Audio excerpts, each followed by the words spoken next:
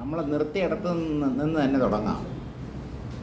ഊർധ്വം വഹന്ത്യസരിതസ്തതധസ്താദ്ഭുതാശനഃ ചിതി ചേത് സ്വപ്നവത് ഭാതി തത്തഥാ തത് സ്ഥിതം ഭവേത്.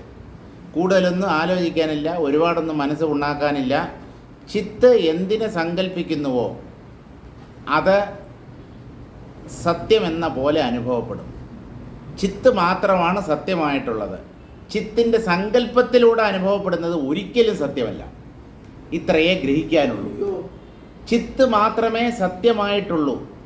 സങ്കല്പങ്ങളിലൂടെ ചിത്തിനുണ്ടാകുന്ന അനുഭവം ഒന്നും സത്യമല്ല.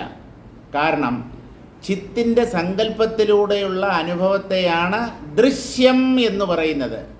ദൃഗ് ബ്രഹ്മ ദൃശ്യം മായ ഇതി വേദാന്ത ഡിണ്ടിമഹ. വേദാന്തത്തിൻ്റെ പെരുമ്പറ ഘോഷം അത് ബാലകൃഷ്ണൻ നായർ സാറ് വളരെ തറപ്പിച്ച് പറയും. കാണുന്നവൻ, അനുഭവിക്കുന്നവൻ എന്ന് പറഞ്ഞാൽ എല്ലാം അനുഭവിക്കുന്നത് ജീവനാണ്. ജീവഭാവത്തെ പോലും ഉണ്ടെന്ന് അനുഭവിക്കുന്നത് ബ്രഹ്മമാണ്, ചിത്താണ്. അഹങ്കാരത്തെ പോലും പ്രകാശിപ്പിക്കുന്നത് ചിത്തായതുകൊണ്ട് അന്തിമമായ ദ്രഷ്ടാവ് ചിത്താണ്, ബ്രഹ്മമാണ്. അതുമാത്രമാണ് സത്യം. ദൃശ്യമോ മായ, ഇല്ലാത്തത്. അതായത് ദ്വൈതം, ദ്വൈതമണ്ഡലത്തിലുള്ള അനുഭവം സകലതും തൻ്റെ മുമ്പിൽ പ്രത്യക്ഷപ്പെട്ട ഈശ്വരനായാലും ഒരു രൂപത്തോടു കൂടി ദൃശ്യമാണല്ലോ. ഞാനാണല്ലോ അദ്ദേഹത്തെ കാണുന്നത്. എനിക്ക് അദ്ദേഹം ദർശനം നൽകി, ഭഗവത് ദർശനം എനിക്ക് ലഭിച്ചു. നിങ്ങൾ കണ്ട ആ ഭഗവാൻ നിങ്ങളുടെ മനസ്സിൻ്റെ സൃഷ്ടിയാണ്, മായയാണ്, ഭ്രമമാണ്. യഥാർത്ഥ ബ്രഹ്മാനുഭവത്തിൽ ദൃശ്യത്തിന് സ്ഥാനമേ ഇല്ല. ദൃശ്യങ്ങളൊക്കെ ഒഴിഞ്ഞു മാറുന്ന തലമാണ് ബ്രഹ്മാനുഭവം അല്ലെങ്കിൽ ബ്രഹ്മം. അവിടെ അറിയപ്പെടാൻ, കാണപ്പെടാൻ, അനുഭവിക്കപ്പെടാൻ മറ്റൊന്നില്ല. അപ്പോൾ കാണുന്നവൻ മാത്രമേ ഉണ്ടാവൂ അല്ലേ, ബ്രഹ്മം മാത്രമേ ഉണ്ടാവൂ. കാഴ്ചയില്ലാതെ ഈ കാണുന്നവൻ എന്നുള്ള വാക്കിന് എന്തർത്ഥം? കാഴ്ച കാണുന്നവൻ, ദൃശ്യം ദൃക്ക്. ഏതെങ്കിലും ഒന്നുണ്ടെങ്കിൽ മറ്റേതും ഉണ്ടാവും. കാഴ്ചയില്ലാതെ ഒരാളെ, ഒന്നിനെയും കാണാത്ത ഒരാളെ ദ്രഷ്ടാവ് എന്ന് എന്തിനു പറയണം? ഇനി ദ്രഷ്ടാവ് എന്നുള്ള നിലയെ അംഗീകരിച്ചാൽ ദൃശ്യം ഉണ്ടാവണം. അപ്പോൾ ഒന്നുണ്ടെങ്കിൽ മറ്റേതുണ്ട്. ഇപ്പം ദൃശ്യങ്ങളെ അതിക്രമിച്ച് നിൽക്കുന്ന ഒരവസ്ഥയുണ്ട്. അതാണ് കേവലമായ സ്ഥിതി, ശുദ്ധമായ അനുഭവം, ശുദ്ധമായ ചിത്തിൻ്റെ അനുഭവം. അതാണ് ബ്രഹ്മമെന്ന് പറയുന്നത്. അത് നിലനിൽപ്പാണ്, അത് ആനന്ദസ്വരൂപമാണ്. ദ്രഷ്ടാവും ദൃശ്യവും പൊന്തുമ്പോഴാണ് അസ്വസ്ഥത ആരംഭിക്കുന്നത്. അറിയാനൊരുവനും അറിയപ്പെടാൻ മറ്റൊന്നും. കുഴപ്പം അവിടെ നിന്ന് തുടങ്ങും. നദികൾ താഴെ നിന്നും മുകളിലേക്ക് പ്രവഹിച്ചിരുന്നുവെങ്കിൽ, അതുപോലെ അഗ്നി മുകളിൽ നിന്ന് താഴേക്ക് ജ്വലിച്ചിരുന്നെങ്കിൽ, അഗ്നിജ്വാലകൾ മുകളിൽ നിന്ന് താഴേക്ക് ആയിരുന്നെങ്കിൽ അങ്ങനെ നമ്മൾ അനുഭവിച്ചേനെ. ഇപ്പോൾ അങ്ങനെയല്ല, നേരെ വിരുദ്ധമായിട്ടാണ് നമ്മൾ അനുഭവിക്കുന്നത്. കാരണം ചിത്ത അങ്ങനെയാണ് സങ്കല്പിച്ചത്, അതിനെ ജീവന്മാർ അനുഭവിക്കുന്നു. ചിതിചേത് സ്വപ്നവത് ഭാതി. സ്വപ്നത്തിൽ എന്താണ് നടക്കാൻ സാധ്യതയില്ലാത്തത്? സംഭവിക്കാൻ സാധ്യതയില്ലാത്ത ഒന്നും സ്വപ്നത്തിലില്ല. എന്തും സംഭവിക്കാം, എന്ത് വേണമെങ്കിലും നമുക്ക് കാണാം. പക്ഷേ അതൊക്കെ ഭ്രമമാണ്. കാഴ്ച അല്ലെങ്കിൽ ദൃശ്യമെന്ന് പറയുന്നത് എപ്പോഴും എവിടെയും ഭ്രമമായിരിക്കും. അത് സ്വപ്ന സമാനം ആണ്. സ്വപ്നത്തിൽ നമുക്ക് എന്തിനെ വേണമെങ്കിലും അനുഭവിക്കാം എന്ന പോലെ ചിത്തിൽ ഏത് സങ്കല്പം വേണമെങ്കിലും പൊന്താം. അതിനെയൊക്കെ അജ്ഞാനികളായ ജീവന്മാർ സത്യമെന്ന് കരുതി ഭ്രമിക്കും. നമുക്ക് ഭ്രമത്തിൽ നിന്ന് പുറത്ത് കടക്കുകയാണ് വേണ്ടത്. ഇനി നമുക്ക് 8ാമത്തെ ശ്ലോകം വായിക്കാം. തസ്മാത് പതന്തി ഭൂർഭാതാ പതത്യേവാനിശം ജഗതേ ഉത്പതന്തി തു ചിദ്ഭാതാ തഥാ നാനാത്മികാ ഭവേത്. നമ്മുടെ ഭൂഗോളത്തെക്കുറിച്ച് പലതരം ദർശനങ്ങളുമുണ്ട്. ദാർശനികന്മാർ ഓരോ വീക്ഷണകോണിലാണ് ഈ ഭൂമിയെ കാണുന്നത്. ചിലർ പറയുന്നത് ഈ ഭൂമി എന്ന് പറയുന്നത് മുകളിൽ നിന്നും താഴേക്ക് അനന്തമായി വീണുകൊണ്ടിരിക്കുന്നു എന്നാണ്.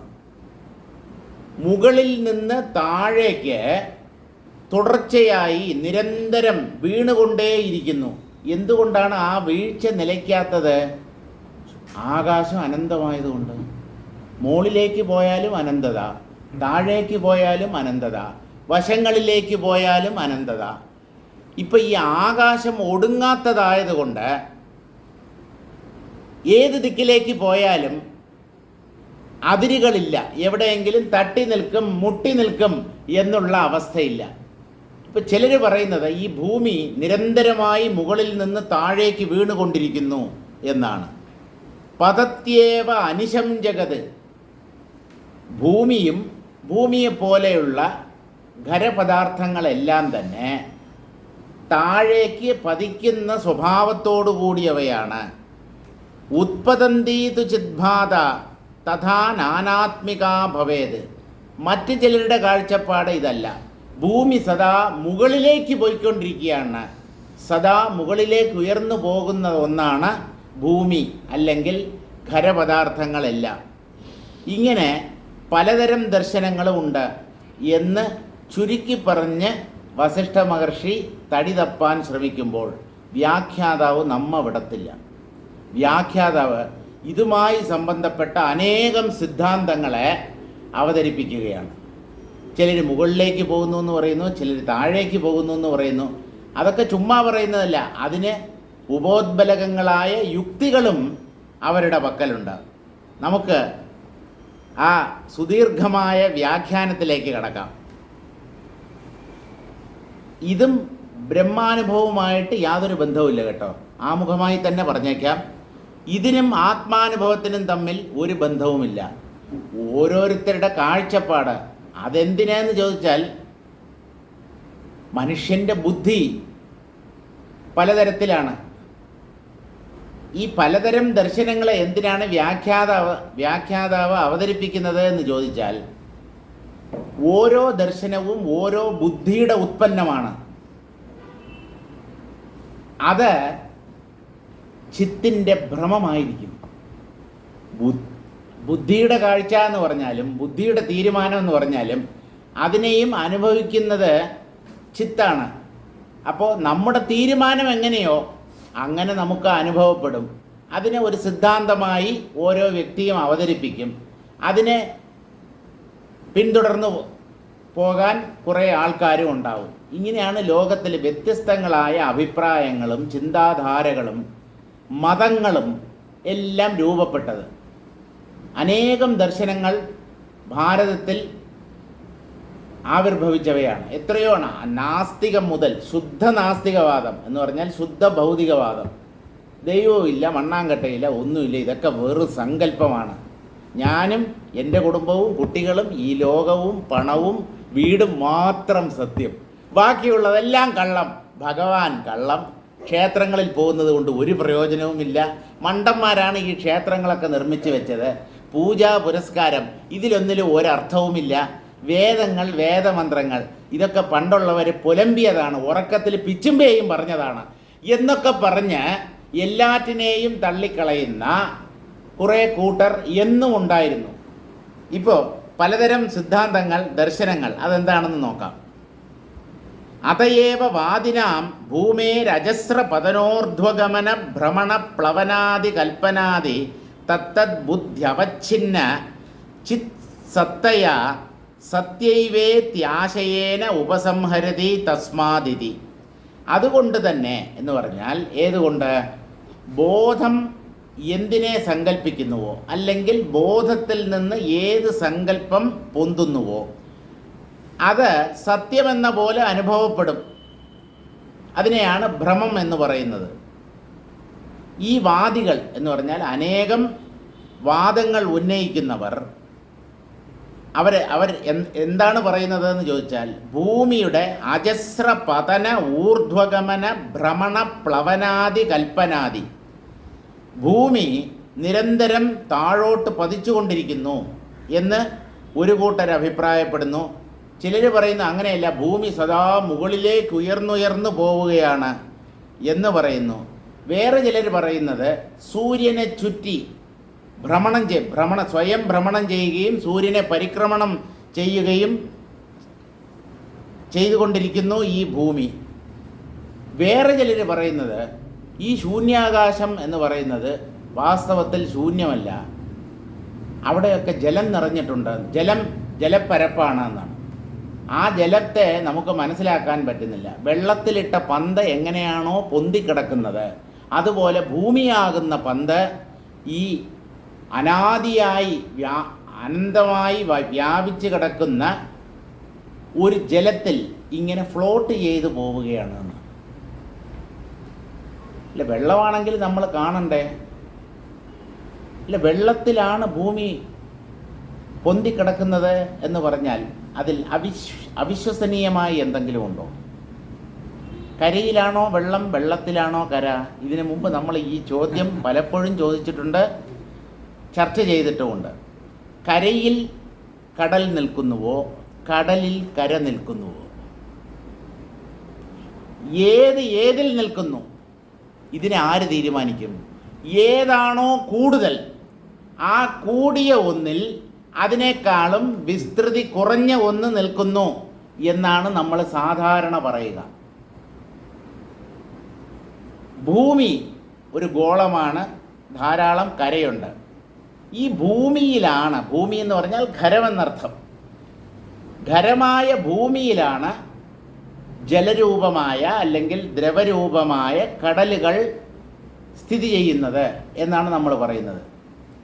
ഇപ്പോൾ നമ്മൾ ഭൂമിശാസ്ത്രം ക്ലാസ്സുകളിൽ സ്കൂളിൽ പഠിച്ചിട്ടുണ്ട്, ഭൂമിയുടെ 2/3 ഭാഗം ജലമാണ്, 1/3 കരയാണ്.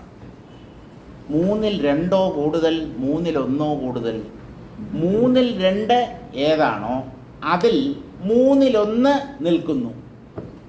അതല്ലേ ശരി? കായലിൽ വഞ്ചി നിൽക്കുന്നുവോ, വഞ്ചിയിൽ കായൽ നിൽക്കുന്നുവോ? കായലല്ലേ വലുത്, കായലിൻ്റെ ഒരു മൂലയ്ക്ക് വഞ്ചി നിൽക്കുന്നു, അല്ലെങ്കിൽ വഞ്ചി ആരെങ്കിലും തുഴഞ്ഞു പോകുന്നു. വലുതിൽ ചെറുത് നിൽക്കുന്നു, ചെറുതിൽ വലുത് നിൽക്കുന്നു എന്ന് ആരും പറയില്ല. അങ്ങനെയാണെങ്കിൽ ഭൂമിയുടെ 2/3 ഭാഗം ജലമാണ്, 1/3 ഉള്ളൂ കര. അപ്പോൾ വെള്ളത്തിൽ കര നിൽക്കുന്നു എന്നല്ലേ പറയേണ്ടത്? നമ്മളൊക്കെ കടലിലാണ് കഴിയുന്നത്. കടലിൽ അവിടെയായി ചെറിയ ചെറിയ കരപ്രദേശങ്ങൾ, ആ കരയിലാണ് നമ്മൾ വീട് കെട്ടി താമസിക്കുകയും ഓഫീസിൽ പോവുകയും മുദ്രാവാക്യം വിളിക്കുകയും പ്രതിഷേധം നടത്തുകയും ചെയ്യുന്നത്. നമ്മളൊക്കെ കടൽവാസികളാണ്, കരവാസികളല്ല. അപ്പോൾ നമ്മുടെ ധാരണ തന്നെ തെറ്റാണ്.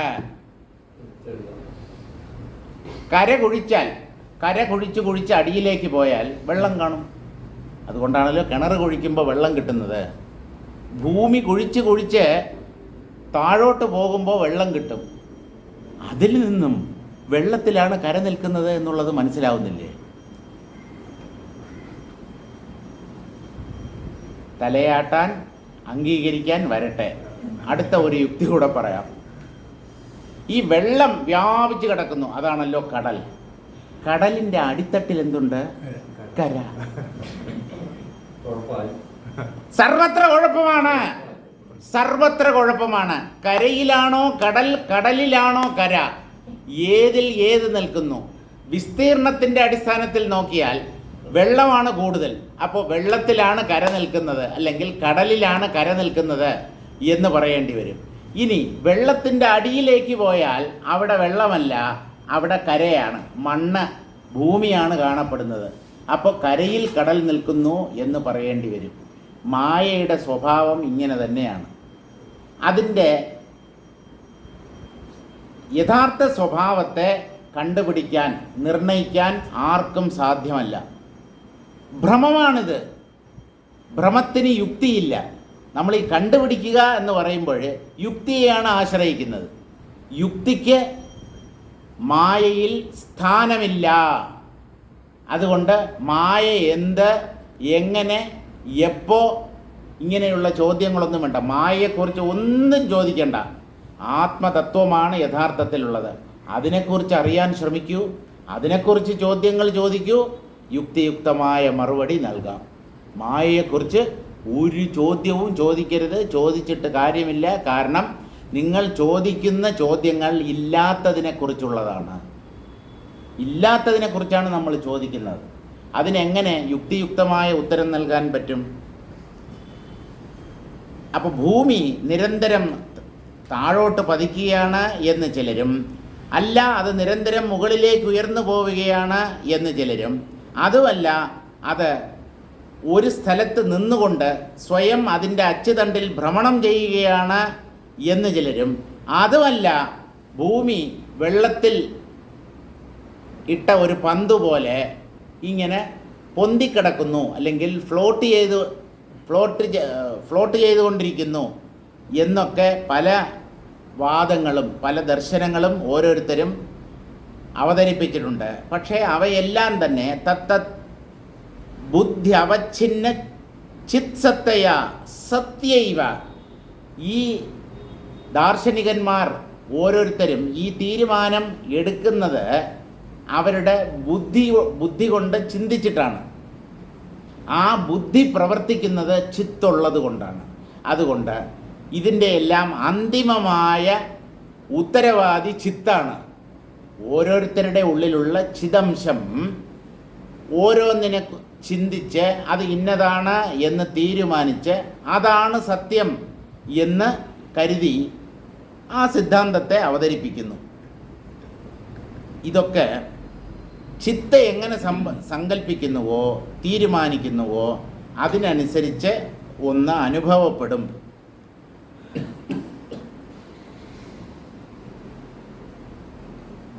തഥാഹി. ഇനി ഓരോതരം വാദങ്ങളെക്കുറിച്ചാണ് പറയുന്നത്.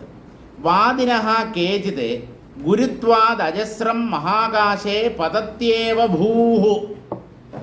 ചില സൈദ്ധാന്തികന്മാർ അല്ലെങ്കിൽ ദാർശനികന്മാർ ഗുരുത്വം കൊണ്ട്, ഗുരുത്വം എന്ന് പറഞ്ഞാൽ കട്ടി, ഭാരം, സാന്ദ്രത, ഇതൊക്കെ ഭൂമിക്കുള്ളത് കൊണ്ട് ഇത് നിരന്തരം ആകാശത്തിൽ മുകളിൽ നിന്ന് താഴേക്ക് പതിച്ചു കൊണ്ടിരിക്കുന്നു. വെയിറ്റ് കൂടിയത് എപ്പോഴും താഴോട്ടാണല്ലോ വരിക. എന്തും എടുത്ത് നോക്കൂ, ഭാരം കുറഞ്ഞത്, ലൈറ്റായിട്ടുള്ളത് അതാണ് എപ്പോഴും മുകളിൽ സ്ഥിതി ചെയ്യുക, പൊന്തിക്കിടക്കുക. വെണ്ണയ്ക്ക് സാന്ദ്രത കുറവാണ്, അതുകൊണ്ടാണ് വെണ്ണ വെള്ളത്തിന് മുകളിൽ കിടക്കുന്നത്. അപ്പോൾ ഭാരം കൂടിയത് അല്ലെങ്കിൽ സാന്ദ്രത കൂടിയത് താഴോട്ടും, സാന്ദ്രത കുറഞ്ഞത്, ഭാരം കുറഞ്ഞത് മുകളിലേക്കുമായിരിക്കും എപ്പോഴും നിൽക്കുക. അപ്പോൾ ഭൂമി ഖരപദാർത്ഥമായതുകൊണ്ട് അത് ഈ അനന്തമായ ആകാശത്തിൽ താഴോട്ട് പതിച്ചുകൊണ്ടിരിക്കുന്നു, നിരന്തരം താഴേക്ക് വീണുകൊണ്ടിരിക്കുന്നു. ആകാശസ്യ അധോദേശാവധ്യഭാവാച്ച ആകാശസ്യ അധോദേശാവധ്യഭാവാച്ച നക്വചിദസ്യാഹ പതനം വിശ്രാമ്യതി. ഈ ആകാശം അഥവാ ശൂന്യാകാശം നിരവധിയായതുകൊണ്ട്, നിരവധി എന്ന് പറഞ്ഞാൽ എണ്ണത്തിലല്ല, അതിർവരമ്പുകളില്ലാത്തതായതുകൊണ്ട്, അവധി എന്നുള്ള സംസ്കൃത വാക്കിന് അതിര്, അതിർത്തി എന്നൊക്കെയാണ് അർത്ഥം.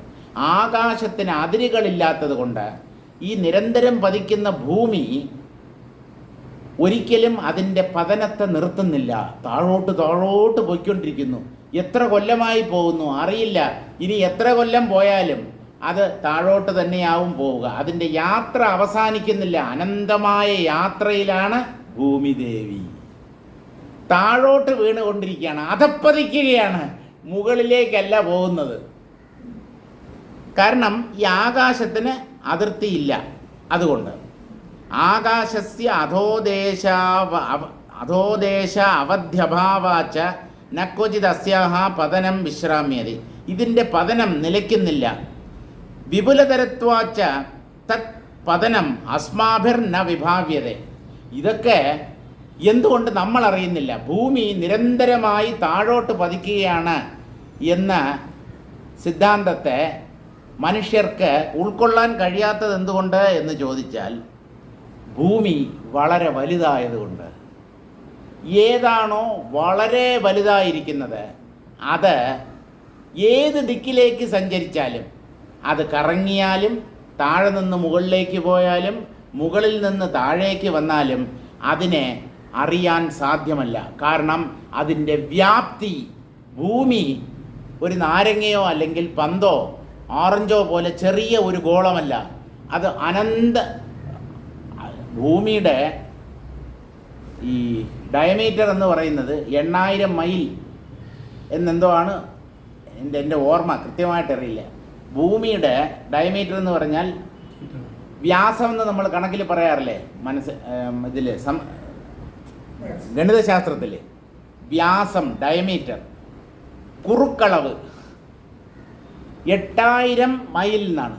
അപ്പോൾ ഇത്രയും വലിയ ഒരു ഗോളം അതിവേഗത്തിൽ ഭ്രമണം ചെയ്തുകൊണ്ടിരിക്കുകയാണ്. നമ്മൾ അറിയുന്നുണ്ടോ? ഇല്ല. ഈ ഭൂമി ഭ്രമണം ചെയ്യുന്നത് കൊണ്ട് ഭൂമിയിലുള്ള മരങ്ങളും കെട്ടിടങ്ങളും ഒക്കെ താഴെ വീഴുന്നുണ്ടോ? ഇല്ല. നമ്മൾ ബാലൻസ് ചെയ്തല്ലേ നടക്കുന്നത്. വെള്ളം അടിച്ചവർ മാത്രമാണ് തറയിൽ പോരുന്നത്, മറ്റുള്ളവർ വീഴുന്നില്ല. അതിവേഗത്തിൽ കറങ്ങിക്കൊണ്ടിരിക്കുന്ന ഭൂഗോളത്തിൽ വസിക്കുന്നവർ ആരും താഴെ വീണു പോകുന്നില്ല. എന്താ കാരണം? അതിൻ്റെ മഹത്വം അതത്ര കണ്ട് വലുതാണ്. ആ വലിപ്പം കാരണമായിട്ട് ഭൂമി താഴേക്ക് പതിക്കുന്നു എന്നുള്ള കാര്യം മനുഷ്യർക്ക് അറിയാൻ കഴിയുന്നില്ല. നമുക്കത് അംഗീകരിക്കാൻ ബുദ്ധിമുട്ടുണ്ട്. പക്ഷേ അങ്ങനെയാണ് എന്നാണ് ചില ദാർശനികന്മാർ അവകാശപ്പെടുന്നത്. ജ്യോതിശ്ചക്രം ച ഉഭയതോ മേരു സംലഭേ ധ്രുവദ്വയേ ബദ്ധം സഹൈവ പതതി. ജ്യോതിശ്ചക്രം എന്ന് പറഞ്ഞാൽ നക്ഷത്ര സമൂഹം. അത് ഭൂമിയുടെ ഉത്തരധ്രുവത്തിന് മുകളിലും നക്ഷത്ര സമൂഹമുണ്ട്. ദക്ഷിണധ്രുവത്തിൻ്റെ താഴെ എന്ന് പറയണോ മുകളിൽ എന്ന് പറയണോ? ഭൂമിയുടെ താഴെയാണ് ദക്ഷിണധ്രുവം. പക്ഷേ ദക്ഷിണധ്രുവത്തിൽ നിങ്ങൾ ചെന്നാൽ അവിടെ നിന്ന് മുകളിലേക്ക് നോക്കിയാലാണ് ആകാശം കാണുക. അപ്പോൾ ദക്ഷിണധ്രുവത്തിൽ നിന്ന് താഴെയാണോ ആകാശം അല്ലെങ്കിൽ മുകളിലോ? വല്ലാത്ത കുഴപ്പമാണ്. ഒന്നും ആലോചിക്കരുത്. ഭൂഗോളത്തിൻ്റെ ഏത് പ്രദേശത്തിൽ നമ്മൾ ചെന്നാലും മുകളിലേക്ക് നോക്കിയാൽ മാത്രമേ ആകാശത്തെ കാണാൻ കഴിയൂ. ഭൂമിയുടെ മുകൾ ഭാഗം ഉത്തരധ്രുവം എന്നാണ് നമ്മൾ പഠിച്ചിട്ടുള്ളത്, അങ്ങനെയാണ് നമ്മളെ പഠിപ്പിച്ചിട്ടുള്ളത്. അതിൻ്റെ താഴെയാണ് ദക്ഷിണധ്രുവം, സൗത്ത് പോൾ. ഇപ്പോൾ സൗത്ത് പോളിൽ നിന്ന് താഴേക്ക് നോക്കിയാൽ ആകാശം കാണാമെന്ന് പറഞ്ഞാൽ വിഡ്ഢിത്തമാണ്. സൗത്ത് പോളിൽ അല്ലെങ്കിൽ ദക്ഷിണധ്രുവത്തിൽ താമസിക്കുന്ന ഒരാൾ താഴോട്ട് നോക്കിയാൽ അയാൾ തറയെയാണ് കാണുക, ഭൂമിയെയാണ് കാണുക. അയാൾക്ക് ആകാശത്തെ കാണണമെങ്കിൽ മുകളിലേക്ക് നോക്കണം. ഇപ്പോൾ ദക്ഷിണധ്രുവത്തിൽ കഴിയുന്ന ഒരാൾ മുകളിലേക്ക് നോക്കുമ്പോൾ ഉത്തരധ്രുവത്തിൽ കഴിയുന്ന ഒരാളെ സംബന്ധിച്ച് അയാൾ മുകളിലേക്കാണോ നോക്കുന്നത് താഴേക്കാണോ നോക്കുന്നത്? ഇതൊക്കെ വീട്ടിൽ ചെന്ന് സമാധാനമായിട്ടിരുന്ന് ആലോചിച്ച് നോക്കുക. ഈ മുകളിൽ താഴെ എന്നുള്ളതിന് ഒരർത്ഥവുമില്ല. അത് രണ്ടും ആപേക്ഷികങ്ങളാണ്. ഒന്നുമായി കമ്പയർ ചെയ്യുമ്പോൾ മറ്റേത് മുകളിൽ അല്ലെങ്കിൽ താഴെ എന്ന് നമ്മൾ പറയും. വലുത് ചെറുത് എന്ന് പറയുന്നത് അത്രയേ ഉള്ളൂ. വലുത് ചെറുത്. വലുത് എന്ന് പറഞ്ഞാൽ എത്ര വലിപ്പമുള്ളതിനെയാണ് നമ്മൾ വലുത് എന്ന് പറയുക. അതുപോലെ ചെറുത് എന്ന് പറഞ്ഞാൽ എത്ര ചെറിയതിനെയാണ് നമ്മൾ ചെറുത് എന്ന് പറയുക. എല്ലാറ്റിനേക്കാളും വലുത് ഭൂമിയാണ്. ഭൂമി എന്നുള്ള വാക്കിൻ്റെ അർത്ഥം തന്നെ വലിയവൾ എന്നാണ്. അത് സ്ത്രീലിംഗ ശബ്ദമാണ്. വലിയവൾ എന്നാണ്. വലുതാണ്, സംശയമില്ല. ഈ വലുത് എന്നുള്ളത് എന്തിൻ്റെ അടിസ്ഥാനത്തിൽ? ഭൂമിയിലുള്ള ഏതൊരു വസ്തുവിനെയും വ്യക്തിയെയും താരതമ്യം ചെയ്യുമ്പോൾ അതിനേക്കാളൊക്കെ വളരെ വലുതാണ് ഭൂമി. ആ അർത്ഥത്തിൽ ഭൂമി വലുതാണ്. സൂര്യനുമായി തട്ടിച്ച് നോക്കുമ്പോൾ വളരെ ചെറുതാണ് ഭൂമി. സൂര്യൻ്റെ 1/1000 പോലും ഇല്ല ഭൂമി. അപ്പോൾ ഈ വലുത് ചെറുത് എന്നുള്ളത് താരതമ്യം ചെയ്യുമ്പോൾ അല്ലെങ്കിൽ മറ്റൊന്നുമായി തട്ടിച്ച് നോക്കുമ്പോൾ മാത്രമേ ഉള്ളൂ. അതിനെയാണ് ആപേക്ഷികം, റിലേറ്റീവ് എന്ന് പറയുന്നത്. ചെറുപ്പക്കാരൻ, വൃദ്ധൻ, എന്തിൻ്റെ അടിസ്ഥാനത്തിലാണ് നിങ്ങൾ തീരുമാനിക്കുക? വൃദ്ധന്മാരൊക്കെ ചെറുപ്പക്കാരാണെന്ന് പറഞ്ഞ് നടക്കുന്ന കാലമാണ്. എത്ര വയസ്സ് കഴിഞ്ഞാൽ ഒരാളെ വൃദ്ധൻ എന്ന് പറയാം? ഈ വാർദ്ധക്യം ആരംഭിക്കുന്നത് എത്രാമത്തെ വയസ്സിൽ? മുടി നരയ്ക്കുമ്പോൾ, അല്ലെങ്കിൽ താടിയും മീശയൊക്കെ നരയ്ക്കുമ്പോൾ, തൊലി ചുക്കിച്ചുളിയുമ്പോൾ, അപ്പോഴാണ് വാർദ്ധക്യം ബാധിക്കുന്നതെന്ന് പറഞ്ഞാൽ ഓരോരുത്തർക്ക് ഓരോ പ്രായത്തിലാണ് ഈ പറഞ്ഞ വ്യത്യാസങ്ങൾ അല്ലെങ്കിൽ മാറ്റങ്ങൾ സംഭവിക്കുക. അപ്പോൾ അതിനൊന്നും ഒരു കൃത്യമായ ആകൃതിയില്ല. നമ്മൾ പിന്നെ 60 വയസ്സ് കഴിഞ്ഞവരെ, 60ഓ 60ൽ കൂടുതലോ പ്രായമുണ്ടെങ്കിൽ അവരെ സീനിയർ സിറ്റിസൺ എന്ന് പറയും. ആദായ നികുതി ഇളവുകൾ കിട്ടും. 60 കഴിഞ്ഞ, 60 വയസ്സ് ആയാൽ മതി. കംപ്ലീറ്റ് ആവണ്ട. ആ വർഷം, അതായത് ഒരു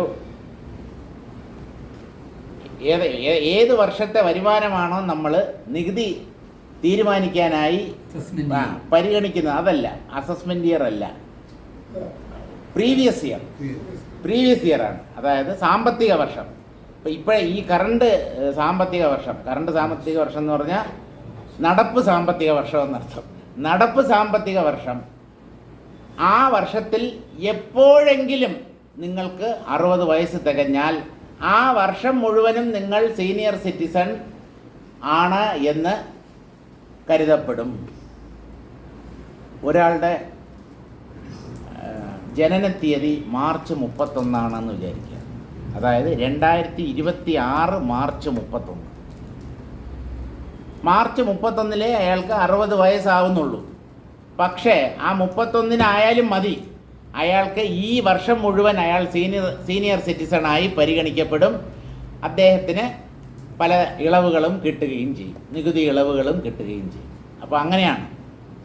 അല്ലാതെ ഏപ്രിൽ 1 തീയതി തന്നെ 60 തികയണമെന്നില്ല.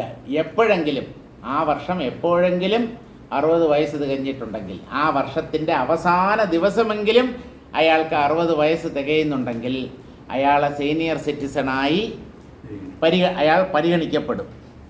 ഇപ്പോൾ ഈ ഭൂമിയുടെ വലിപ്പം കാരണമായിട്ടാണ് ഈ ഭൂമി ചലിക്കുന്നു എന്ന് പോലും നമുക്ക് അറിയാൻ കഴിയാത്തത്. പിന്നെയല്ലേ അത് മുകളിലേക്കാണോ താഴേക്കാണോ എന്നൊക്കെ നമ്മൾ തീരുമാനിക്കുക.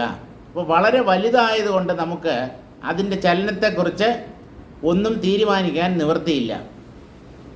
ജ്യോതിശ്ചക്രം ച ഉഭയതോ മേരു സംലഗ്നെ ധ്രുവദ്വയേ ബദ്ധം സഹൈവ പതതി. ഭൂമിയുടെ 2 ധ്രുവങ്ങൾ, ഉത്തരധ്രുവവും ദക്ഷിണധ്രുവവും, ആ 2 ധ്രുവങ്ങളുടെ മുകളിലായി നക്ഷത്ര സമൂഹങ്ങളുണ്ടെന്നാണ്. ആ നക്ഷത്ര സമൂഹങ്ങൾ ഭൂമിയുമായി ബന്ധപ്പെടാതെ ആകാശത്തിൽ നിൽക്കുന്നു എങ്കിലും ഇവയെല്ലാം മൊത്തമായിട്ടാണ് താഴേക്ക് പോരുന്നതെന്നാണ്. ഭൂമിയുടെ ഉത്തരധ്രുവത്തിന് മുകളിലുള്ള നക്ഷത്ര സമൂഹവും ദക്ഷിണധ്രുവത്തിന് താഴെയുള്ള, അങ്ങനെയേ പറയാൻ പറ്റൂ. ദക്ഷിണധ്രുവത്തിൽ ചെന്നാൽ അവിടെ മുകളിലായിരിക്കും ഈ നക്ഷത്ര സമൂഹങ്ങൾ കാണപ്പെടുക. അത് ഈ മേരുപർവ്വതം, മഹാമേരുവിൻ്റെ മുകളിലും താഴെയുമായി, മഹാമേരു എന്ന് പറയുന്നത് ഭൂമിയുടെ അച്ചുതണ്ട് പോലെ നമുക്ക് വിചാരിക്കാം. ആ അച്ചുതണ്ടിൻ്റെ 2 അഗ്രങ്ങളിൽ ഉള്ള നക്ഷത്ര സമൂഹങ്ങളോടൊപ്പമാണ് ഭൂമി താഴേക്ക് പതിക്കുന്നത്. തച്ച ലഘുതരത്വാത് പതനവശാദേവ അനാദികാലാത് ഭ്രമതീതി മന്യന്തെ. ചിലർ പറയുന്നത് ഈ ഭൂമിക്ക് നമ്മൾ ഉദ്ദേശിക്കുന്നത് പോലെ അത്ര ഭാരമൊന്നുമില്ല. കാരണം ആകാശത്തിൽ ഇങ്ങനെ അനേക കൊല്ലങ്ങളായി ഇങ്ങനെ കറങ്ങിക്കൊണ്ടിരിക്കുന്നു. അത് വളരെ ലഘുവാണ്, ഭാരം കുറഞ്ഞതാണ് അത് എന്നാണ് ചിലർ അഭിപ്രായപ്പെടുന്നത്. ഭൂമിയുടെ ഭാരം എത്രയുണ്ടെന്ന് ആരാ തീരുമാനിക്കുക?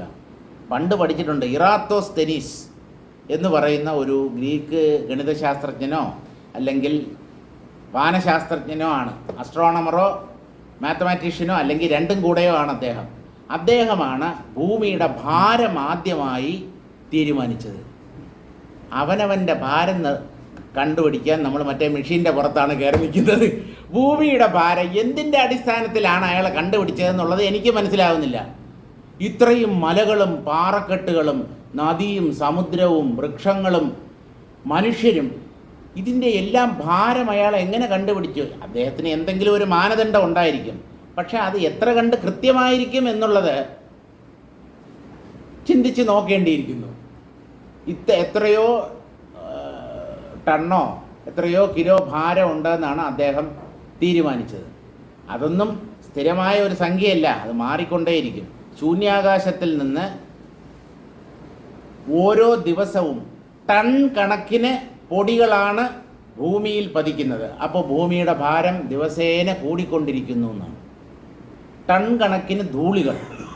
ഇതൊന്നും നമ്മൾ അറിയുന്നില്ല. നമ്മുടെ മൂക്കിൽ കയറി പോകുന്ന നാസികാദ്വാരങ്ങളിലൂടെ ഉള്ളിലേക്ക് പ്രവേശിക്കുന്ന ധൂളികളെ തന്നെ നമുക്ക് കണ്ടുപിടിക്കാൻ പറ്റുന്നില്ല. നമ്മളൊക്കെ പൊടിയിൽ കഴിയുന്നവരാണ്, പൊടിയന്മാർ. പൊടി ശ്വസിച്ചുകൊണ്ടാണ് ഇരിക്കുന്നത്. പിന്നെ നമ്മുടെ ഒരു സമാധാനത്തിന് വേണ്ടി മാസ്ക് ധരിച്ച് നടക്കുന്നു, അത്രയേ ഉള്ളൂ. പൊടിയായി മാറേണ്ടവരാണ്, മണ്ണോട് മണ്ണായി പോകേണ്ടവരാണ്. നമ്മുടെ ഓരോ സങ്കല്പങ്ങളാണ് നമ്മുടെ തീരുമാനങ്ങളുടെ ആധാരം. അപ്പോൾ ഈ ജ്യോതിഷ് ചക്രം ഭൂമിയുടെ രണ്ടഗ്രത്തിലുള്ള രണ്ട് ധ്രുവപ്രദേശങ്ങളുടെയും മുകളിലായി കാണപ്പെടുന്ന നക്ഷത്ര സമൂഹം ഭൂമിയുമായി ബന്ധപ്പെട്ടതാണ്. ഇതൊരു ഒറ്റ സിംഗിൾ യൂണിറ്റായിട്ട് പതിച്ചുകൊണ്ടിരിക്കുന്നു എന്നാണ്. പതനവശാത് ഏവ അനാദികാലാത് ഭ്രമതീരി മന്യന്തെ. അനാദികാലമായി ഇവ പതിച്ചുകൊണ്ടിരിക്കുന്നു, അതുപോലെ ചുറ്റിക്കൊണ്ടിരിക്കുകയും ചെയ്യുന്നു. അന്യേതോ യോപ്സുനാവം പ്രതിഷ്ഠിതാം വേദ പ്രത്യേവ തിഷ്ഠതി ഇതി ശ്രുതേഹ. ഇനി മറ്റൊരു സിദ്ധാന്തം എന്താണെന്ന് ചോദിച്ചാൽ അത് വേദമന്ത്രങ്ങൾ അവതരിപ്പിക്കുന്ന സിദ്ധാന്തമാണ്. അവർ പറയുന്നത്, ഉദാഹരണത്തിന് അത് മഹാനാരായണ ഉപനിഷത്താണ്. ആ മഹാനാരായണ ഉപനിഷത്തിലാണ് ഈ കാര്യം പറയുന്നത്. വെള്ളത്തിൽ കിടക്കുന്ന ഒരു തോണി പോലെ ഈ ഭൂമി പൊന്തിക്കിടക്കുന്നു എന്നാണ്. ഇതിന് ഭാരമില്ല, ഇത് താഴേക്ക് വീഴുന്നില്ല. ഇങ്ങനെ വെള്ളത്തിൽ ഭാരം കുറഞ്ഞ വസ്തുക്കൾ എങ്ങനെയാണോ ഫ്ലോട്ട് ചെയ്ത് കിടക്കുന്നത് അതുപോലെ കിടക്കുന്നു. ജലത്തിൽ നൗകയെന്ന പോലെ, നൗക ബോട്ട് അല്ലെങ്കിൽ വള്ളം, വഞ്ചി, അതുപോലെ പരമാത്മ സമുദ്രത്തിൽ, അത്യന്തം സൂക്ഷ്മമായ പരമാത്മ സമുദ്രത്തിൽ ഈ ഭൂമി ഭാരം കുറഞ്ഞ് ഇങ്ങനെ പൊന്തിക്കിടക്കുന്നു. ഇതി ശ്രുതേഹ, ഇങ്ങനെ ശ്രുതി പറയുന്നത് കൊണ്ട് ഭൂമ്യാധാരഃ അർണവഃ അസ്തി. ഭൂമിയുടെ ആധാരം അല്ലെങ്കിൽ അധിഷ്ഠാനം ജലമാണ് എന്നാണ് വേദം പ്രഖ്യാപിക്കുന്നത്. ജലത്തിൽ ഭൂമി പൊന്തിക്കിടക്കുന്നു. എന്നിട്ട് എന്തുകൊണ്ട് നമുക്ക് ആ ജലത്തെ കാണാൻ പറ്റുന്നില്ല? ഒരുപക്ഷെ അത് സൂക്ഷ്മരൂപത്തിലുള്ള ജലമാവും. ജലത്തിൻ്റെ സൂക്ഷ്മരൂപമാണ് നീരാവി. ഈ അന്തരീക്ഷത്തിൽ ധാരാളം നീരാവിയുണ്ട്, ജലകണങ്ങൾ, ജലബാഷ്പങ്ങൾ. നമ്മൾ അറിയുന്നുണ്ടോ? ഇല്ല. നമുക്ക് സ്ഥൂലമായ വെള്ളത്തെ മാത്രമേ അറിയാൻ പറ്റൂ. വെള്ളത്തിന് സൂക്ഷ്മരൂപമുണ്ട്. അങ്ങനെ സൂക്ഷ്മരൂപത്തിലുള്ള ജലത്തിൽ പൊന്തിക്കിടക്കുന്ന ഒന്നാണ് ഈ ഭൂമി എന്ന് ശ്രുതികൾ പറയുന്നു. ശ്രുതേർ ഭൂമ്യാധാരഃ അർണവഃ അസ്തി. ഭൂമിക്ക് ആധാരമായി അർണവം അല്ലെങ്കിൽ കടൽ അല്ലെങ്കിൽ ജലം ഉണ്ട് എന്നാണ് പറയുന്നത്. സൃഷ്ടിയുടെ ക്രമം തന്നെ നമുക്കെടുക്കാം. ജലത്തിൽ നിന്നുണ്ടായതാണ് ഭൂമി. ഭൂമിയുടെ കാരണമാണ് ജലം. അപ്പോൾ ജലത്തിൽ അല്ലേ ഈ ഭൂമിക്ക് സ്ഥിതി ചെയ്യാൻ പറ്റൂ? ജലത്തിനെ വിട്ട് എങ്ങനെ അതിന് പുറത്തു പോകാൻ പറ്റും? അങ്ങനെ നോക്കിയാലും ഭൂമി ജലത്തിൽ തന്നെയാണ് സ്ഥിതി ചെയ്യുന്നത്. തത്ര അനിബദ്ധ നൗരിവ ഭ്രമന്ത്യേവ ആസ്തെ. ഏതെങ്കിലും കുറ്റിയിൽ കെട്ടിയിടാത്ത ഒരു വള്ളം പോലെ അനന്തമായ ഒരു ജലപ്പരപ്പിൽ ഭൂമി തുഴയാൻ ആളില്ലാതെ ഒഴുകി നടക്കുന്ന ഒരു തോണിയെപ്പോലെ അലഞ്ഞുകൊണ്ടിരിക്കുന്നു എന്നാണ്. എന്താണിത്? ഇതിങ്ങനെ ഒഴുകി ഒഴുകി പൊയ്ക്കൊണ്ടിരിക്കുന്നു എന്നാണ് ഭൂമി. ഭൂമി എന്ന് പറഞ്ഞാൽ അവിടെ ഖരപദാർത്ഥം എന്ന അർത്ഥം സ്വീകരിച്ചാൽ മതി. നൗരിവ ഭ്രമത്യേവാസ്തേ ഭൂഹു പ്രളയേച തത്രൈവ നിമജ്ജതി. ഇനി പ്രളയം വരുമ്പോൾ, ഭൂമിയുടെ അവസാനം പ്രളയമാണെന്നാണല്ലോ. ഈ പ്രളയം എന്ന് പറയുന്നത് ഭൂമി മുഴുവൻ ജലം കൊണ്ട് മൂടപ്പെടുന്ന ഒരവസ്ഥയാണ്. അപ്പോൾ ജലത്തിൻ്റെ അളവ് കൂടുതലായാലല്ലേ ഭൂമി വെള്ളത്തിനടിയിലാവൂ. അങ്ങനെ നോക്കിയാലും ജലമാണ് കൂടുതൽ. ജലത്തിലാണ് ഭൂമി അഥവാ ഖരം സ്ഥിതി ചെയ്യുന്നത്. അതുകൊണ്ട് പ്രളയത്തിൽ ആ ജലത്തിൽ തന്നെയാണ് ഭൂമി മുങ്ങിപ്പോകുന്നതും. സർഗകാലേച്ച ജലതുംബികാന്യായേന ഊർധ്വമായാതീതി. സൃഷ്ടി എന്ന് പറയുന്നത് ബ്രഹ്മദേവൻ സങ്കല്പിച്ച് ഉണ്ടാക്കുന്ന ഒന്നാണ് എന്നാണ് നമ്മൾ ശാസ്ത്രങ്ങളും ഒക്കെ അങ്ങനെയാണ് പറയുന്നത്, ബ്രഹ്മദേവൻ്റെ സങ്കല്പം. ചിലർ പറയുന്നത് അങ്ങനെയല്ല. ഈ ഭൂമി സ്ഥിരമായിട്ടിവിടെയുണ്ട്. സൃഷ്ടി തുടങ്ങുമ്പോൾ കഴിഞ്ഞ പ്രളയത്തിൽ വെള്ളത്തിനടിയിൽ മുങ്ങിപ്പോയിരുന്ന ഭൂമി മുകളിലേക്ക് പൊന്തി വരുന്നു. അതാണ് ഭൂമിയെ സംബന്ധിച്ച് സൃഷ്ടി. ഏതുപോലെ എന്ന് ചോദിച്ചാൽ ഭൂമിക്ക് ഭാരം കുറവാണ് എന്നാണ് ഈ കൂട്ടർ അഭിപ്രായപ്പെടുന്നത്. ജലതുംബികാന്യായേന. തുമ്പിക എന്ന് പറഞ്ഞാൽ തുമ്പി എന്നല്ല അർത്ഥം. തുമ്പിക എന്നുള്ള സംസ്കൃത വാക്കിന് ചൊരയ്ക്ക എന്നാണ് അർത്ഥം.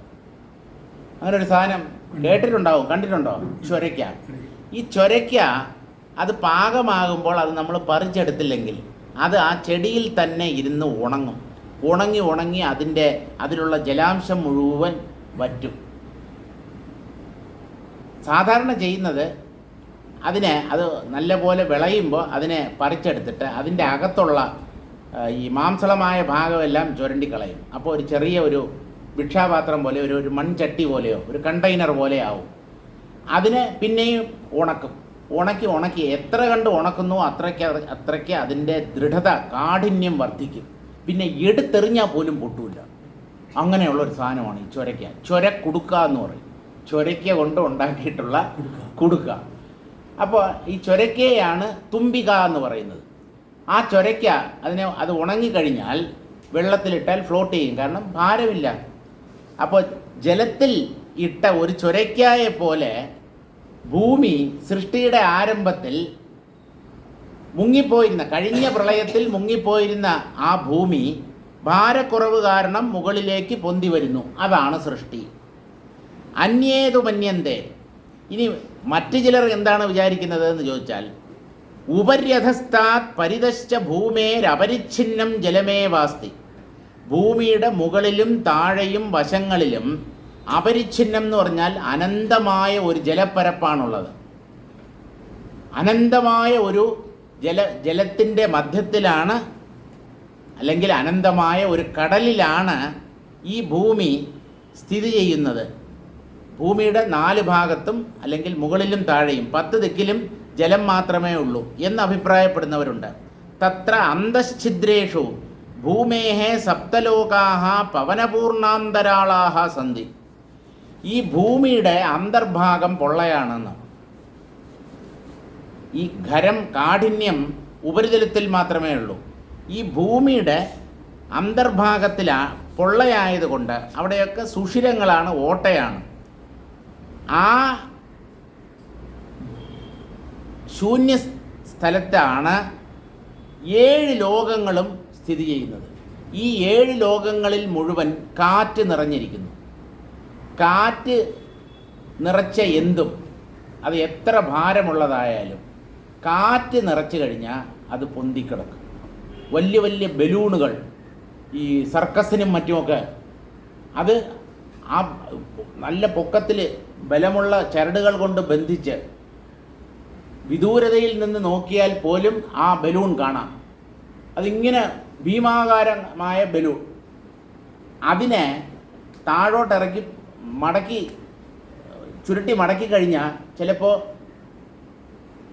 4, 5 അല്ലെങ്കിൽ 10 കിലോ ഒക്കെ ചിലപ്പോൾ അതിന് ഭാരം വരും. ഈ 10 കിലോ ഉള്ള സാധനം എങ്ങനെയാണ് ഫ്ലോട്ട് ചെയ്ത ആകാശത്തിൽ ഈ വായുവിൽ നിൽക്കുന്നതെന്ന് ചോദിച്ചാൽ അകത്ത് കാറ്റ് നിറച്ചതുകൊണ്ട്.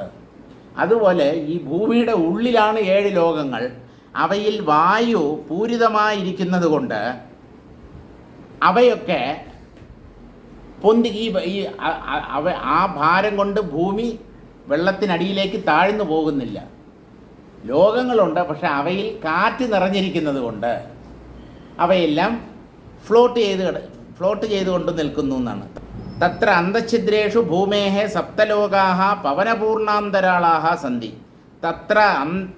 തത്രാന്തരസ്യ വായോർ ലാഘവാതിശയബലാത്. ഈ വായു അത്യന്തം ലഘുവായതുകൊണ്ട്, ഭാരം കുറഞ്ഞതായതുകൊണ്ട്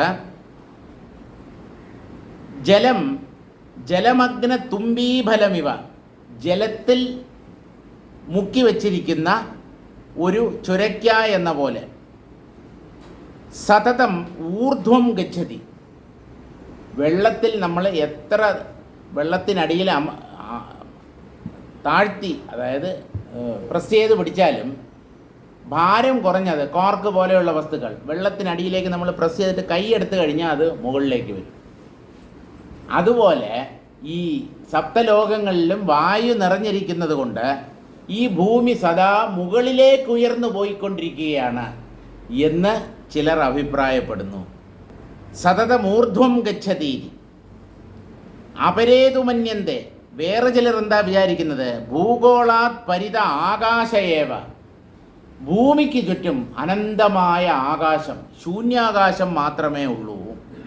തസ്യച ആനന്ദ്യാത് ഗുരുത്വാത് മേരു സംലഗ്ന ദേവദൃശ ദക്ഷിണഭാഗസ്യൈവ അധോഭാഗത്വാത് ദക്ഷിണതയേവ സദാ പതതീതി. ഭൂമിക്ക് ചുറ്റും ആകാശമുണ്ട്, ആകാശം മാത്രമേ ഉള്ളൂ എന്ന് വാദിക്കുന്നവർ ഈ ഭൂമിയുടെ ഗുരുത്വം എന്ന് പറഞ്ഞാൽ ഭാരം, അത് ഭൂമിയുടെ അച്ചുതണ്ട് പോലെ വർത്തിക്കുന്നതാണ് ഈ മഹാമേരു. ആ മഹാമേരുവിലുള്ള അത് ഈ 7 ലോകങ്ങളും ഈ മഹാമേരുവിലാണ്. ആ മഹാമേരുവിലുള്ള ദേവന്മാരുടെ ദൃഷ്ടിയിൽ, നമ്മുടെ കാഴ്ചപ്പാടിലില്ല, ദേവന്മാരുടെ ദൃഷ്ടിയിൽ ദക്ഷിണഭാഗസ്യൈവ അധോഭാഗത്വാത്, ഭൂമിയുടെ തെക്ക് ഭാഗം താഴെയാണ് എന്നാണ് അവർ പറയുന്നത്. നമ്മളും അതാണല്ലോ പറയുന്നത്, ദക്ഷിണ ധ്രുവം താഴെയാണെന്ന്. അത് താഴെ ആയതുകൊണ്ട് ദക്ഷിണതയേവ സദാ പതതി, തെക്ക് ദിക്കിലേക്ക് തന്നെയാണ് അത് പതിക്കുന്നത് എന്ന് പറഞ്ഞാൽ താഴെ എന്നർത്ഥം. അന്യേ ത്വാസുരാവാദിനഃ, പക്ഷേ ഈ ദേവന്മാരെ പോലെ മറ്റൊരു കൂട്ടരുണ്ട്, അവരാണ് അസുരന്മാർ.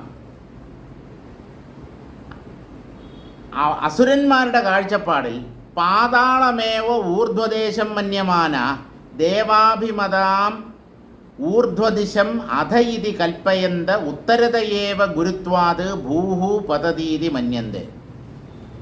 പാതാളവാസികളായ അസുരന്മാർ അല്ലെങ്കിൽ ദേവലോകത്ത് തന്നെ ഉള്ളവർ, ഇവിടെ അസുരന്മാർ എന്ന് പറഞ്ഞാൽ ശരിക്കും ഈ അസുരന്മാരുടെ ലോകം എന്ന് പറയുന്നത് പാതാളമാണ്. മഹാബലി അസുര ചക്രവർത്തിയാണ്. ആ പാതാളത്തിലാണ് അസുരന്മാരും നാഗങ്ങളുമൊക്കെ താമസിക്കുന്നതെന്നാണ്. പിന്നെ ദേവലോകത്തിൽ ആണ് അസുരന്മാരും ദേവന്മാരും എന്ന് നമ്മൾ പറയുന്നുണ്ട്. പക്ഷേ ദേവലോകം ശരിക്കും ദേവന്മാർക്ക് മാത്രം സ്വന്തമായിട്ടുള്ളതാണ്. ഈ അസുരന്മാർ അവിടെ സേനയുമായിട്ട് ചെന്ന് ആക്രമിച്ചാണ് അവരെ കീഴ്പ്പെടുത്താൻ ശ്രമിക്കുന്നത്. ഇപ്പോൾ ദക്ഷിണഭാഗത്തുള്ളവർ അസുരന്മാർ, അവർ പാതാളത്തെ ഭൂമിയുടെ മുകൾ ഭാഗമായി വിചാരിക്കുന്നു. ഏതുപോലെ എന്ന് ചോദിച്ചാൽ ദക്ഷിണധ്രുവത്തിലുള്ളവർ അതാണ് ഭൂമിയുടെ മുകളിൽ, ഉത്തരധ്രുവം ഭൂമിയുടെ താഴെയാണ് എന്ന് പറയുന്നത് പോലെ. ഈ മുകളിൽ താഴെ എന്നൊക്കെ പറയുന്നത് സാപേക്ഷമാണല്ലോ. ദക്ഷിണ ധ്രുവത്തിൽ കഴിയുന്ന ഒരാൾ, അയാളുടെ മുകളിൽ ആകാശമാണ്. അപ്പോൾ അയാളുടെ മുകളിലാണ് ഉത്തരധ്രുവമെന്ന് അവരൊരിക്കലും പറയില്ല. അവരുടെ താഴെയാണ് ഉത്തരധ്രുവം. ദക്ഷിണധ്രുവമാണ് ഭൂമിയുടെ മുകൾ ഭാഗം എന്ന് അവർ വാദിക്കുന്നു. ഓരോരുത്തരും അവരവർക്ക് തോന്നിയതുപോലെ അവരവരുടെ അനുഭവത്തിൻ്റെ അടിസ്ഥാനത്തിൽ ഓരോ വാദങ്ങൾ ഉന്നയിക്കുന്നു. പാതാളമേവ ഊർധ്വദേശം മന്യമാന ദേവാഭിമതാത് ഊർധ്വദിശം അധ ഇതി കൽപ്പയന്ത ഉത്തരതയേവ ഗുരുത്വാത് ഭൂഹു പതതീതി മന്യന്തെ. അവർ പറയുന്നത്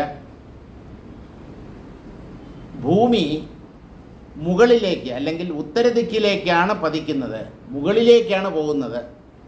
വേറൊരാൾ പറയുന്നത് അത് ഭൂമി താഴേക്കാണ് വരുന്നത്. ഓരോ വാദങ്ങൾ ഇങ്ങനെ ഉന്നയിക്കുന്നു. അനയൈവ രീത്യ, ഇതേ രീതിയിൽ പ്രാച്യ പാശ്ചാത്യാപി സ്വസ്വദേശമേവ ഊർധ്വം മന്യമാനാഹ പ്രാചീ പ്രതീച്യോരവി പതനം മന്യന്തെ. കിഴക്കും പടിഞ്ഞാറുമുള്ളവർ ഭൂമിയുടെ, പാശ്ചാത്യർ പൗരസ്ത്യർ എന്ന് പറയാറില്ലേ. പാശ്ചാത്യർ എന്ന് പറഞ്ഞു കഴിഞ്ഞാൽ സായിപ്പന്മാർ, ബ്രിട്ടീഷുകാർ, അമേരിക്കക്കാർ, പൊതുവെ യൂറോപ്യൻസ് അവരെല്ലാവരും പാശ്ചാത്യന്മാരാണ്. നമ്മൾ പൗരസ്ത്യന്മാരാണ്, കിഴക്ക് ദിക്കിൽ താമസിക്കുന്നവരാണ്. അതുകൊണ്ടാണ് ബ്രിട്ടീഷുകാർ ഇവിടെ വന്ന് ഈസ്റ്റ് ഇന്ത്യ കമ്പനി സ്ഥാപിച്ചത്. ഈസ്റ്റ് ഇന്ത്യ എന്ന് പറഞ്ഞാൽ കിഴക്കാണ്. അവരെ സംബന്ധിച്ച് അവർ കിഴക്ക് ദിക്കിലാണ് ഭാരതം. ഇപ്പോൾ കിഴക്കും പടിഞ്ഞാറും ദിക്കിലുള്ളവർ അവരവരുടെ ദേശമാണ് മുകളിൽ എന്ന് കരുതുന്നു. അവർ കിഴക്ക് ദിക്കിലുള്ളവർ ഭൂമി പടിഞ്ഞാറ് ദിക്കിലേക്ക് പതിച്ചുകൊണ്ടിരിക്കുന്നു എന്ന് കരുതുന്നു. പടിഞ്ഞാറ് ദിക്കിൽ കഴിയുന്നവർ കിഴക്ക് ദിക്കിലേക്ക് ഭൂമി പതിച്ചുകൊണ്ടിരിക്കുന്നു എന്ന് കരുതുന്നു. ഇനി വേറെ ചില കൂട്ടരോ അന്യേതു ജ്യോതിശ്ചക്രം ന ഭ്രമതി കിന്തു ഭൂരേവ സ്വസ്ഥാനേ ഭ്രമതി. ജ്യോതിശ്ചക്രം, നക്ഷത്രമണ്ഡലം, അത് സദാ ചുഴലുന്ന ഒന്നാണ്, കറങ്ങിക്കൊണ്ടിരിക്കുന്നു. അതുകൊണ്ടാണ് ജ്യോതിശ്ചക്രം എന്ന് പറഞ്ഞത്. നക്ഷത്രമണ്ഡലം ഭ്രമണം ചെയ്തുകൊണ്ടിരിക്കുന്നു. ചിലർ പറയുന്നത് അങ്ങനെയല്ല, നക്ഷത്രമണ്ഡലം സ്ഥിരമാണ്, ഭൂമിയാണ് ഭ്രമണം ചെയ്യുന്നത്. അതാണ് ആധുനിക ശാസ്ത്രവും അംഗീകരിച്ചിട്ടുള്ളത്. ഭൂമിയാണ് കറങ്ങുന്നത്. ഭൂമിയെ അപേക്ഷിച്ച് നക്ഷത്രങ്ങൾ ഒരു നിശ്ചിത സ്ഥാനത്തിൽ സ്ഥിതി ചെയ്യുന്നു. അതുകൊണ്ടാണ് നക്ഷത്രങ്ങളുടെ സ്ഥാനം മാറാത്തത്. ആൾമോസ്റ്റ് സെയിം ഒരേ സ്ഥാനത്ത് തന്നെയാണ് നക്ഷത്രങ്ങളെ നമുക്ക് കാണാൻ കഴിയുക. വലിയ വ്യത്യാസമില്ല. അതുകൊണ്ട് നക്ഷത്രങ്ങൾ ചലിക്കുന്നില്ല, ഭൂമി മാത്രമേ ചലിക്കുന്നുള്ളൂ എന്ന് ചിലർ വാദിക്കുന്നു.